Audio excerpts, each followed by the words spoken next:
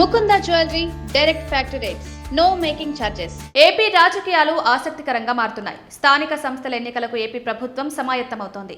ఇందుకోసం సీఎం చంద్రబాబు కొత్త నిర్ణయాలు అమలు చేస్తున్నారు. నేరుగా జిల్లాల పర్యటనకు సిద్ధమవుతున్నారు.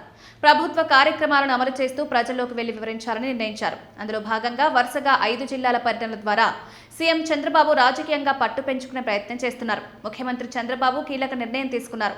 తన మంత్రులకు, పార్టీ నేతలకు పదే పదే జనంతో మమేకం కావాలని సూచిస్తున్నారు. ఇప్పుడు తానే స్వయంగా ప్రజల వద్దకు వెళ్లేలా కార్యాచరణ సిద్ధం చేశారు. జూలై 1 నుంచి 5వ తేదీ వరకు వరుస కార్యక్రమాలకు ముఖ్యమంత్రి చంద్రబాబు సిద్ధమయ్యారు. నెల్లూరు, తిరుపతి, కడప, చిత్తూరు జిల్లాల్లో ముఖ్యమంత్రి పర్యటనలున్నాయి.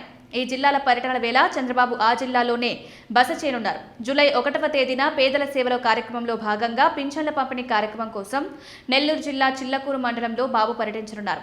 అదే రోజు తిరుపతి జిల్లా సత్యవేడు నియోజకవర్గంలోని శ్రీ సిటీలో ద్విచక్ర వాహనాల సంస్థ హీరో మోటోకార్ప్ గ్లోబల్ పార్ట్స్ సెంటర్ను ఏర్పాటు చేస్తోంది. ఇక్కడ దాదాపు 750 కోట్ల రూపాయల పెట్టుబడులతో హీరో సంస్థ ఈ పార్ట్స్ సెంటర్ని ఏర్పాటు చేస్తోంది. దీనికి శంకుస్థాపన చేయనున్నారు.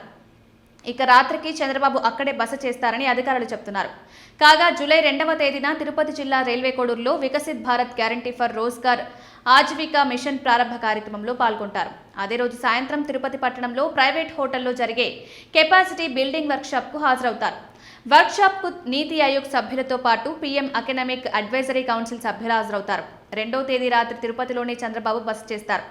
3వ తేదీన కడప జిల్లా జమ్మలమడుగు నియోజకవర్గం సున్నపురాళ్లపల్లిలో రాయలసీమ స్టీల్ ప్లాంట్ పనులను ప్రారంభించనున్నారు. అనంతరం 3 రోజుల పర్యటనలో భాగంగా చంద్రబాబు కుప్పం వెళ్తారు.